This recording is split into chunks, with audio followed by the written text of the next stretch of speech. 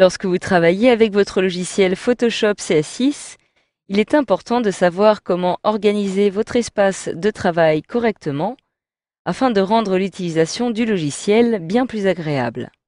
Donc par défaut, j'ai ici un certain type d'affichage de mon espace de travail qui se présente de la façon suivante. J'ai en effet, sur la droite de mon écran, un volet qui va comporter différents panneaux. Je retrouve alors effectivement le panneau couleur avec le panneau nuancé à l'intérieur. Je peux cliquer dessus directement pour y accéder. Je retrouve le panneau réglage, calque, tracé et couche. Alors si maintenant je me rends par exemple dans le menu fenêtre qui se trouve tout en haut de mon écran, je vais retrouver ici toute une liste des différents espaces de travail disponibles qui sont présents dans ce logiciel. Donc pour cela, je me rends dans espace de travail et j'ai automatiquement ce petit menu qui s'affiche, qui va me permettre de retrouver les différents espaces de travail disponibles. Je retrouve alors les indispensables. Il s'agit de l'affichage de travail par défaut, présenté par Photoshop CS6, dans lequel je me trouve actuellement. J'ai en effet ici une petite coche qui m'indique que je me trouve sur cet espace de travail. Donc je peux à tout moment décider, par exemple, d'accéder à un autre espace de travail disponible. Je retrouve alors ici les nouveautés de CS6. Donc si je clique sur nouveautés de CS6, je vois automatiquement les panneaux de mon volet sur la droite qui viennent d'être modifiés en fonction de l'utilisation que j'ai choisie. Donc j'ai en effet choisi un espace de travail avec les nouveautés de CS6 et cela va me permettre par exemple de retrouver ces fonctionnalités comme par exemple celle de 3D.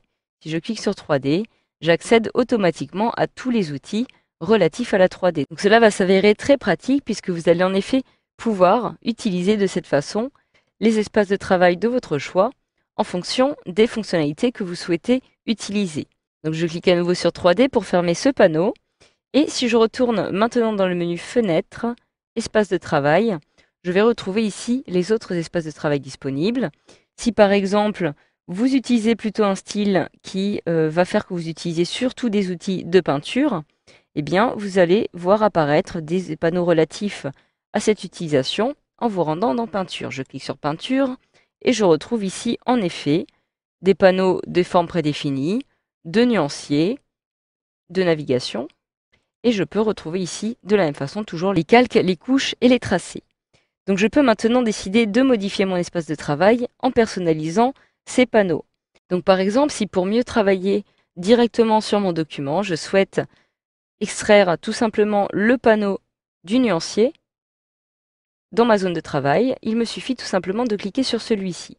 Donc je clique sur l'onglet, je maintiens enfoncé, je peux ainsi, en déplaçant ma souris vers l'extérieur, sortir ce petit panneau de mon volet de droite. Alors vous remarquez que je viens juste de sortir uniquement le panneau nuancier, le panneau navigation est lui conservé dans le volet de droite. Je peux maintenant, si je le souhaite, décider d'extraire les trois panneaux qui se trouvent ici en une seule fois. Je clique donc cette fois-ci à ce niveau-là, je clique, je maintiens enfoncé et je peux donc sortir de la même façon les trois panneaux qui se trouvent ici. Si je souhaite maintenant extraire couche de ces trois panneaux, je clique sur couche et je peux ainsi l'extraire de la même façon. Si je souhaite intégrer un nouveau couche à mon panneau calque et tracé, je clique, je maintiens enfoncé. Et une fois que le petit carré bleu apparaît, je relâche et je viens donc de le repositionner directement ici. Je peux de la même façon modifier l'onglet. Je clique, je maintiens enfoncé et je relâche pour lui faire retrouver sa place initiale.